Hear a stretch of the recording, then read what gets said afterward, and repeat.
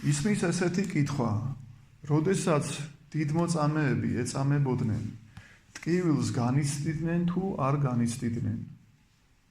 რა თქმა უნდა, ტკივილებს განიცდიდნენ და ჩვენ ვიცით, რომ ისინი ლოცულობდნენ. აი ლოცვის დროს ეს ტკივილი ნელდებოდა და ღვთაებრივი სიყვარული უფრო მგზნებარეთ იყო მათ სულებში, რომ ტკივილებს ვერ გზნობდნენ. რომ არ ელოცათ, მაშინ ერთ-ერთი ბერი ამბობს, რომ აუტანელი იქნებოდა მათთვის ტკივილი და ისინი უარყოფდნენ ქრისტეს. მაგრამ ღმერთი ეხმარებოდა მათ, რადგანაც ლოცვა ეს არის შეერთება ღმერთთან, რომელიც ჩვენ, რა თქმა უნდა, არ გვსიამოვნებს, გვეზარება, რადგანაც მოითხოვს ჩვენს მიერ შრომასა და ღვაწლს.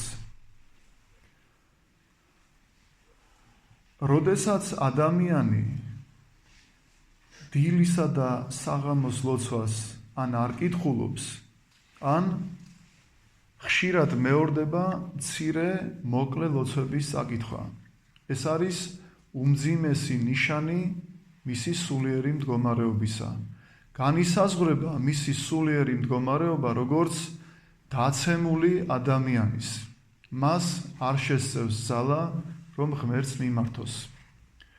პავლე მოციქული ამბობს, რომ ვერავინ ვერ იტყვის იესოს სახელს თუ არა სულიწმინდის მადლით.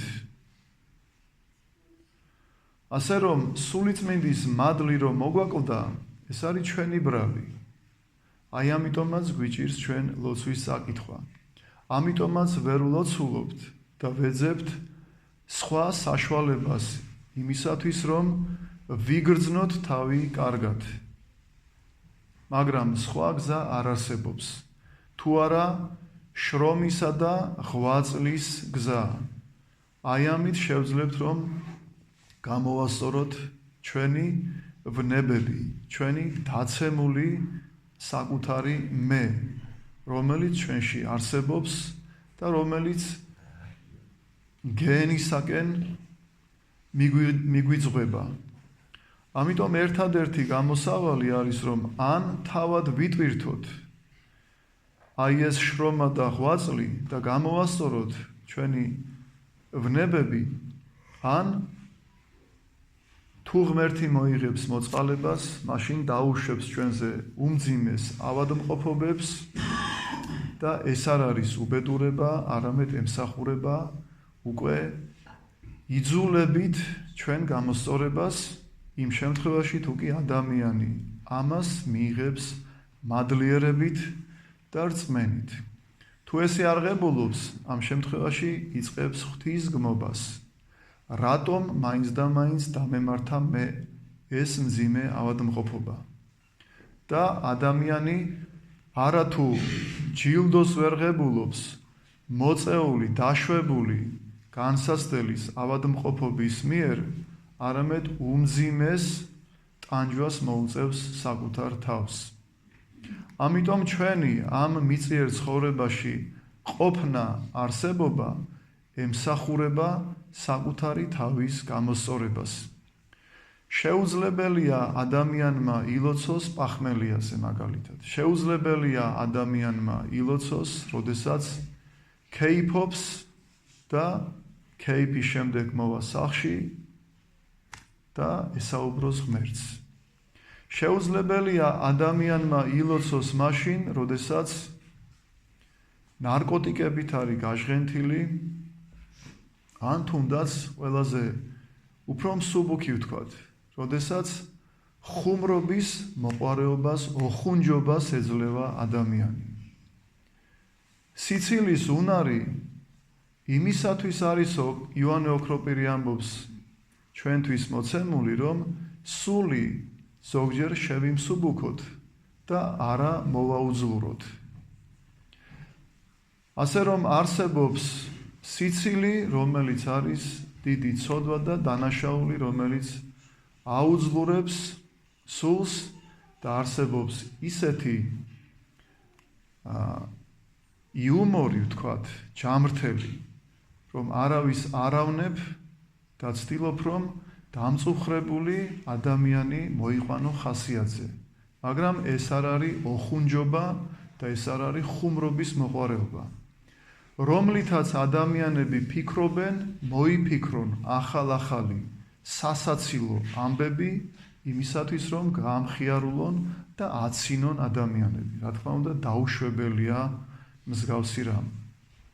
ასე რომ მრავალი არსებობს ის დამაბრკოლებები გარემოება, რაც ჩვენ გვიშლის ხელს, რომ ღმერთთან ვიყოთ შეერთებულები და ვილოცოთ. თუნდაც ავიღოთ ნაყროვანება, ზედმეტი საზრდელის მიღება და განსაკუთრებულად გემრიელი საკვების მიღება. როდესაც ადამიანი უარს ამბობს მარხვაზე, არ უნდა შეიზღუდოს თავი მარხვით და არა მხოლოდ მარხვის დროს, როდესაც ვეძებთ გემრიელ საკვებს და სასატკბილობას ვეძლევით, დავატკბოთ რეცეპტორები და ამით ვასაზრდოთ და ვისიამოვნოთ. რა თქმა უნდა, ღვთაებრივი მადლი ადამიანს ამითაც აკლდება. მოაკელი საკუთარ თავს გემრიელი საკვები და დატკბები ქრისტეთი. წარმოიდგინეთ ქრისტეს ღვთაებრივი მადლი, ქრისტეს მადლი, სულიწმინდის მადლი, წმინდა სამების მადლი. ასეთ შეიძლება ვთქვათ. ეს არის ის დიდი სიამოვნება და სიხარული, რაც ადამიანს ჭირდება და ჩვენი სულიერი მოთხოვნილებაა. თუმცა ამ სიამოვნებას სხვაგან ვეძებთ. იქ, სადაც არ უნდა ვეძებდეთ. იქ, სადაც მხოლოდ წამიერი სიამოვნებაა, მხოლოდ წარმავალი, რომელიც წამით სიამოვნებს ტკბები, მაგრამ როდესაც ეს გაივლის, მოდის მწუხარება. რადგანაც ხორციელი სიამოვნება არის მწუხარების დასაბამი და უბედურების მომტანი. დღევანდელი 21 საუკუნის ქრისტიანები ჩვენ ვართ მშვინვიერი ადამიანები, ხორციელი ადამიანები. ვეძებთ მხოლოდ ხორციელ სიამოვნებას და ხორციელ ტკბობას. აი ამიტომაც არის, რომ დღეს ჩვენ დავკარგეთ ღვაწლი ლოცვის და ასევე არ ვკითხულობთ წმინდა წიგნებს და ვიკვებებით სატანის მოგონილით, რომელიც არის ტელევიზორი და რომელიც არის კომპიუტერი, ტელეფონი და ინტერნეტი. ზოგიერთი იტყვის, რომ იქ ხომ კარგი რამეც არის. მართალია, ბევრი კარგია, მაგრამ მხოლოდ კარგს უყურებ, მხოლოდ კარგს ისმენ, თუ მხოლოდ კარგს მოისმენ, მაშინ მოусმინე და არ გაუშვა ხელიდან. მაგრამ თუ კი იმ კარგში ერთი ცუდიც მაინც შეერევა, მაშინ სარგებელს, რა თქმა უნდა, ვერ ღებულობ ამისგან. და მეორეც ერთი, როდესაც ძველი ქრისტიანების ყოველდღიური ხელსაქმე იყო და ხელში ეჭირათ მსკვნილი და ამას მაშინ არ ჭირდებოდა ლოცვა კურთხევის გამოთხოვა, არამედ ეს იყო წესი, ტრადიცია, რომელიც პირველი საუკუნიდან მოდიოდა. ეს იყო მათი სუნთქვა, მათი ცხოვრების წესი, მათი იარაღი. ამით ისინი იყვნენ ძლიერები. დღევანდელმა ქრისტიანებმა ხელში დავიჭირეთ არა მსკვნილი, არამედ ტელეფონი. და აი ამ ტელეფონში ისე ვიცქირებით თითქოს მაცოცხლებელი წყარო მოედინებოდეს. ეს მაინც გავაკეთოთ და მოახერხოთ, რომ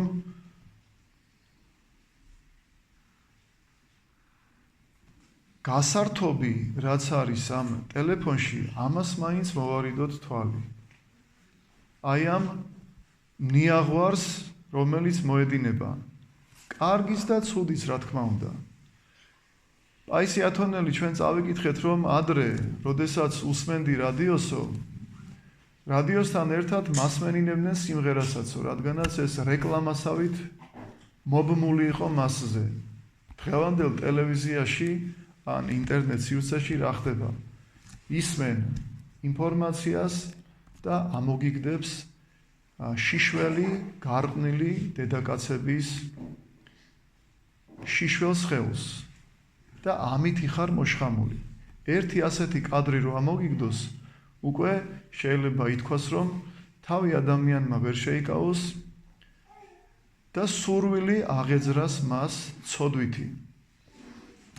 რა თქმა უნდა, ძალიან დიდი სინანული ჭირდება და ახსარება და გონების გასუფთავება, ბევრი ლოცვა, რომ ეს ერთი შთაბეჭდილება ადამიანმა მოიშოროს, რომ საღამოს ლოცვის დროს ხელი არ შეგიშალოს და ილოცო ისე, როგორც საჭიროა.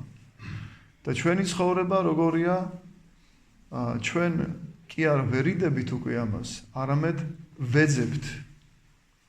ჩავიხედოთ ჩვენს გულებში, როგორ ვეძებთ გარყვნილ სურათებს და იმას, რაც საზიანოა ჩვენი სულისათვის. ამითი ვიკვებებით, ამითი ვსაზრდოობთ. და როგორ უნდა ვიყოთ ქრისტიანები ისეთი, როგორიც გვინდა რომ ვიყოთ ტაძარში დგომის დროს.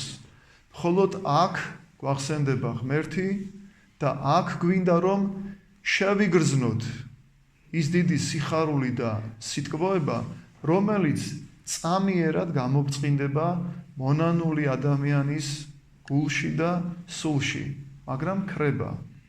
და ამითი ღმერთი გვანიშნებს, რომ ეს წამიერი სიხარული მოგეცა იმისათვის, რომ ეძებო ღვაწლის მეშვეობით აი ეს დიდი ნეტარება და არ გეძლევა იმიტომ, რომ არ შრომობ სულიერად.